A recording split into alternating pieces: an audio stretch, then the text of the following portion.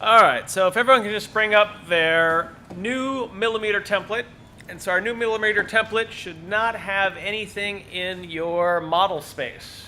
The only thing you should have anything written in so far is our paper space. That's where our template with our border, our name, all that stuff should reside. All right, get rid of this, Okay. So to bring up our template, as always, we just hit New, and you'll click on your millimeter template, and this is all you should see. So we've got your name here, first and last, or last and first. Whatever we title our drawing should show up here. Our date should update, and then we have our scale as well. And when I go into my model space down here at the bottom, you can see our model space is blank. So if this is not how your computer performs, you need to make sure that you have completed yesterday's assignment correctly. All right, so to demonstrate what we're going to be doing today is what we call viewport scaling. So I'm going to draw here in my border layer just so you can all see on the projector. And I'm just going to draw a rectangle. And I'm going to make this rectangle, let's see, we'll go 150 by 250.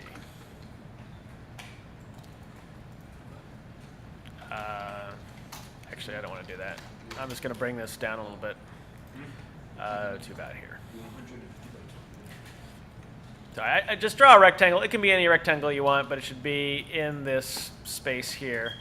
How about, I'm going to delete this. Sorry, let's do it again here. I want to make sure it fits in our model space here. So I'm going to kind of start kind of low, and let's go 150 by 250 by 150. So we just have a nice square here. So 150 by 150. We'll keep it simple. 150 by 150. And I'm just going to dimension this so we can see our dimension.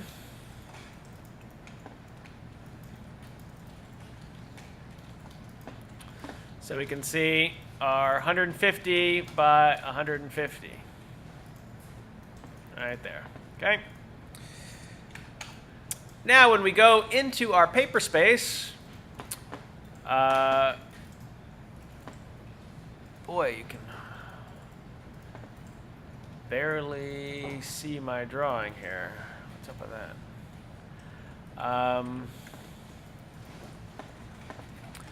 I'll turn off my grid here.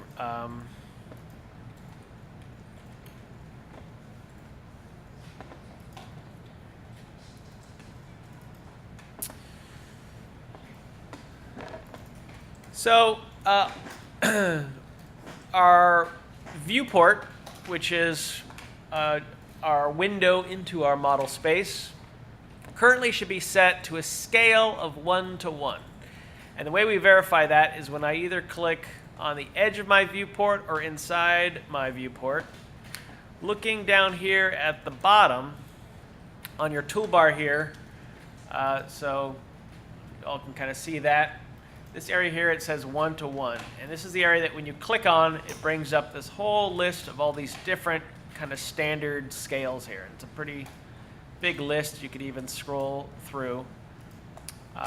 And so up to this point, we've done 1 to 1, which means that 1 inch on our paper is actually going to equal 1 inch in real life. So if we were to dimension, say, a quarter, and punch in those dimensions and print it, our printed page, that quarter would be the exact dimensions of a real quarter. And that's really what CAD's strength has been, is be able to actually print things at perfect scale.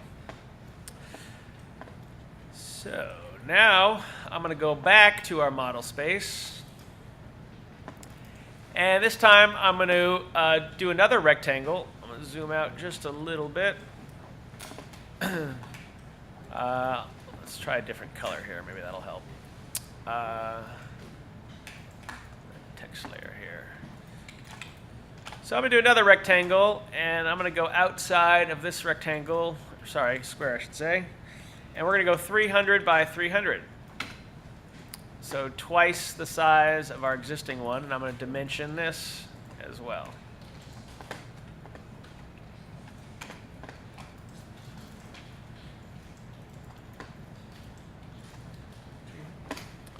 So zooming in on these dimensions here, I can see we have 300 by 300.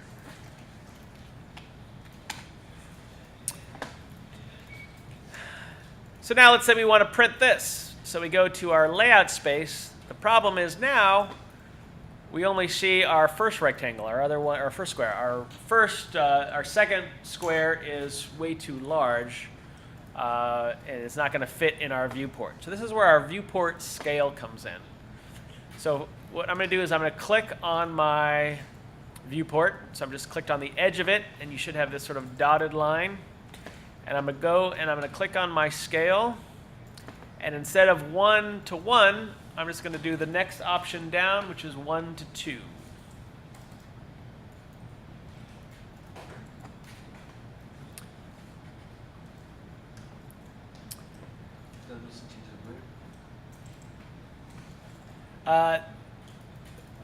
There's really no need to even display our grid anymore. It's not something that we're going to be using. So if it's something that you feel is of value to you, you can certainly keep it. And remember, you can resize your grid by adjusting your limits.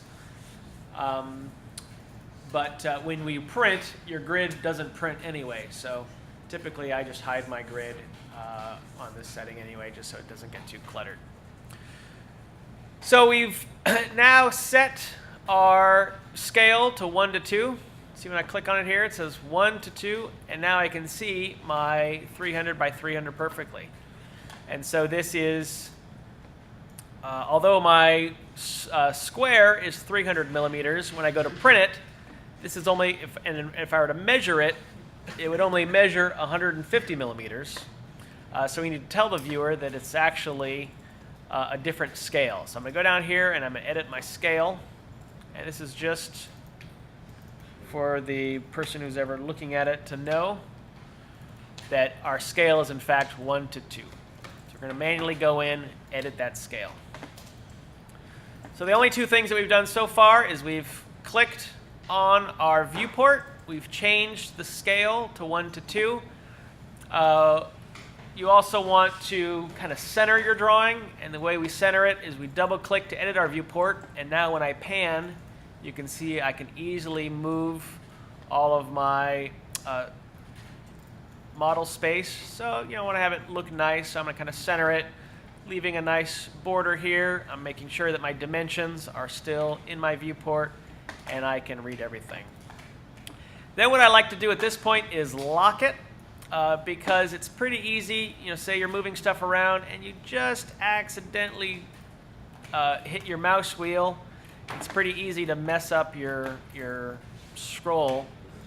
And now if you look at my scale, and now it's way off again. So I'm going to go back to 1 to 2, take it here, lock it in place, and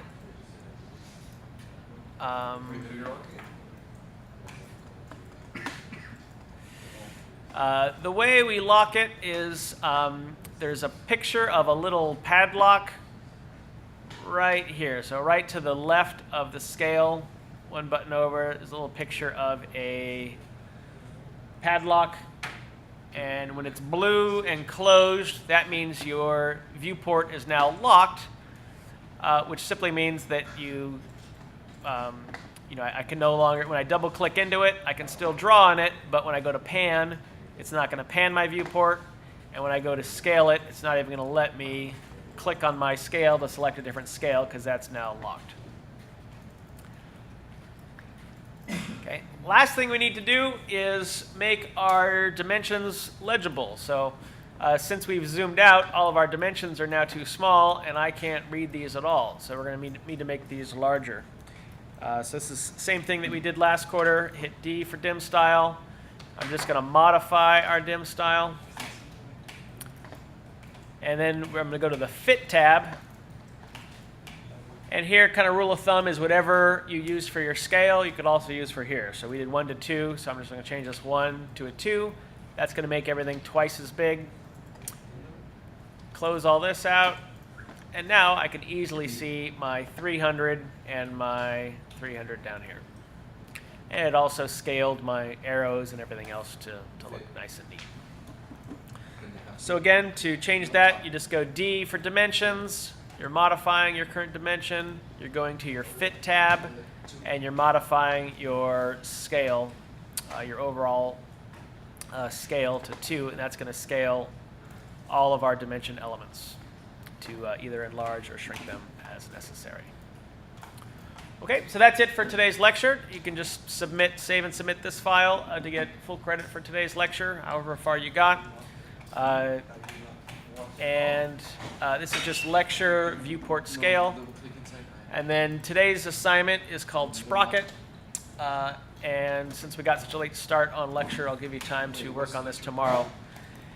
And that will allow you, the Sprocket assignment kind of forces you to select a different scale for your viewport in order to print correctly.